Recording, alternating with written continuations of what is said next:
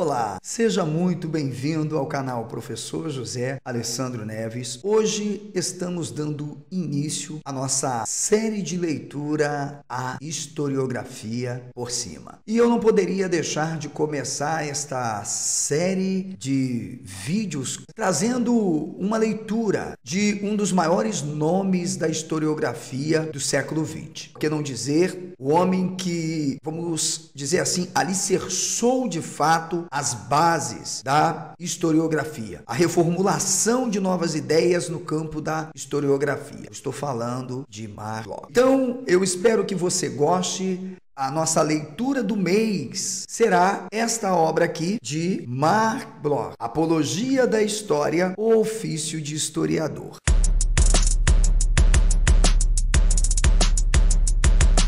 Como, na verdade, eu tenho este material resumido e disponibilizado também em PDF para os que assim o quiserem, nós iremos iniciar a leitura desta obra magnífica a partir do capítulo de número 1. Começamos, então, a página de número 51, a escolha do historiador. Leiamos. Segundo Mark Bloch, ok? Vamos ler aqui a partir da página de número 51. Vamos lá. A história é uma palavra antiquíssima, tão antiga que às vezes nos cansamos dela. Raramente, é verdade, chegou-se a querer riscá-la completamente do vocabulário. Os próprios sociólogos da era durkheimiana lhe dão espaço, mas é para relegá-la a um singelo cantinho da ciência do homem. Dois pontos, diz Bloch, espécie de calabouço onde, reservando à sociologia tudo o que lhe parece suscetível de análise racional, despejam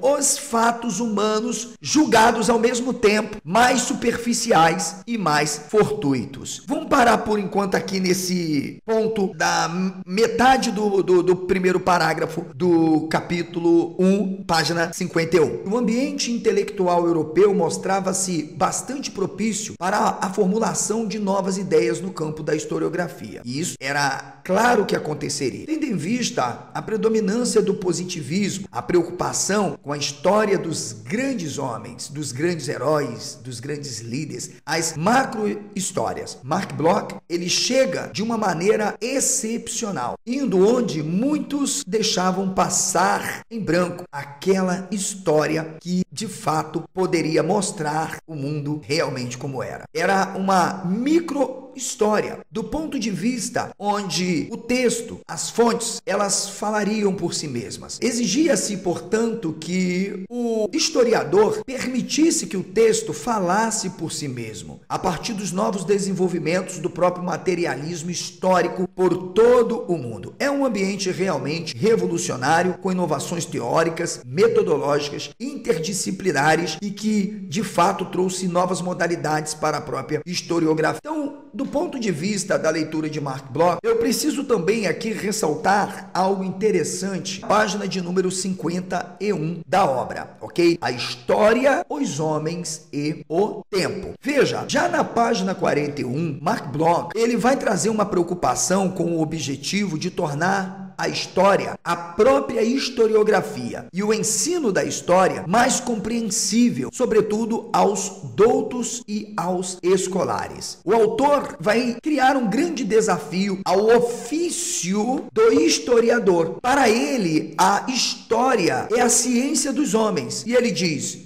dos homens no tempo. Deu para você entender? Então, do ponto de vista do próprio Mark Bloch, você já tem algo até meio suspeito. Quer dizer, então, que a história não é apenas a ciência do passado, mas do presente. Então, veja que do ponto de vista já do nosso autor, parece que você toma um choque. Porque se pensa que o historiador, ao se debruçar em determinadas documentações ou fontes históricas documentais, o historiador esteja, na verdade, em busca de reconstruir o passado. Mas não, para Mark Bloch é o contrário. Essa concepção de história como ciência dos homens, ela é de fato vista como a ciência dos homens no tempo, porque para ele a verdadeira história está ali nas fontes, escritas ou não, e compete então ao próprio historiador interpretá-lo. Não é na macrohistória, mas na microhistória, onde olhos não viram, ali está. Quase uma espécie de indiciarismo em que se procura por rastros ou olha aquelas fontes que são, na verdade, desprezíveis pelo historiador. Mark Bloch dizia, inclusive, na página 79, mais adiante nesse projeto, que os documentos arqueológicos, mesmo os mais aparentemente claros e mais complacentes, não falam senão quando sabemos interrogá-lo. Como eu disse, a inovação na historiografia, no olhar de Mark Bloch para a história, sobretudo quanto ciência e a historiografia como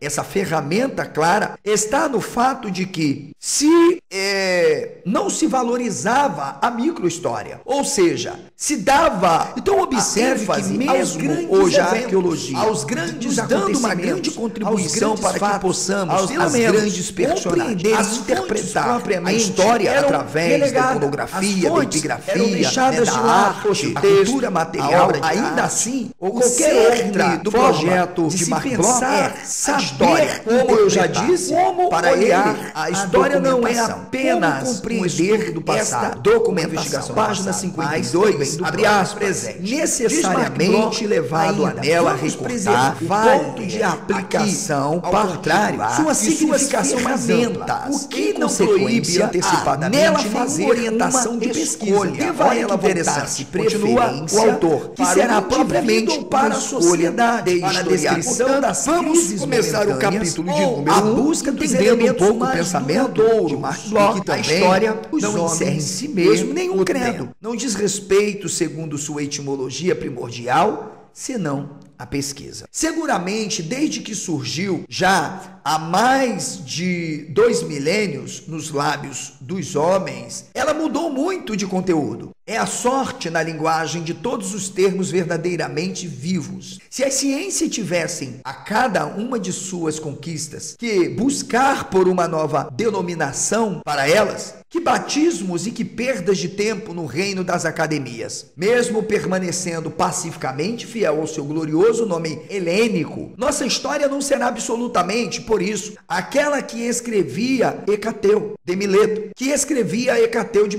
assim como a física de Lord Kelvin ou de Ludwig, não é a de Aristóteles. Vamos parar por aqui para entendermos então a dimensão do que pensa, inclusive, o Mark Bloch em relação à própria história, mesmo que ele trabalhe outros conceitos, sobretudo no que diz respeito à própria história comparada. É importante, nesse sentido, nós compreendermos aqui. Primeiro ponto tem a ver com a questão da temporalidade. Ele tem uma percepção da temporalidade como algo que vai romper a visão da própria história tradicional. Portanto, eu dizia, o positivismo, ele fala da história narrativa, ou seja, ele vai se afastar daquilo que, na verdade, era mais do que uma mera narração cronológica. Para Mark Bloch, existe um processo fundamental do ofício do historiador. Qual era o papel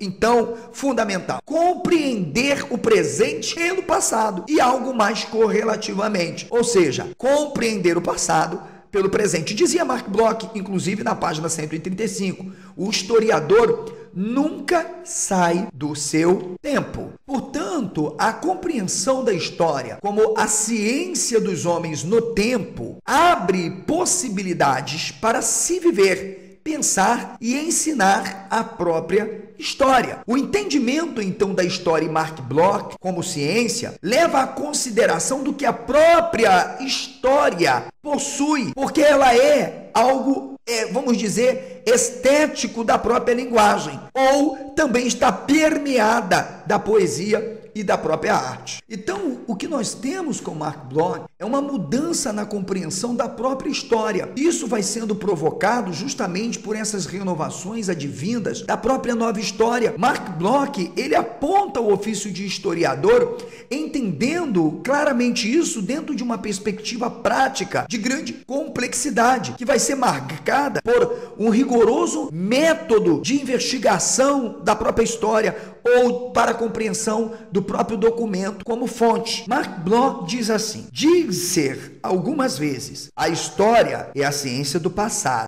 No meu modo de ver, falar errado, porque anteriormente nós já vimos o que ele vai propor, inclusive, sobre este olhar para a própria história, né? Quando Mark Bloch, ele trabalha o tempo histórico, página de número 55 aqui, ele começa dizendo, olha, ciência dos homens, dizemos, ainda é vago demais. É preciso acrescentar 2 homens no tempo. O historiador não apenas pensa humano. Isso aqui é algo, sabe, assim, maravilhoso do ponto de vista, da perspectiva, claro, do próprio Mark Bloch, porque nos faz entender justamente essa questão da temporalidade, sabe, que marca, de alguma forma, o seu trabalho de forma muito específica, porque o que se percebe é a ideia de se evitar os riscos típicos de uma forma de análise da própria história, por exemplo, comparada entre as próprias sociedades não antigas, é claro, o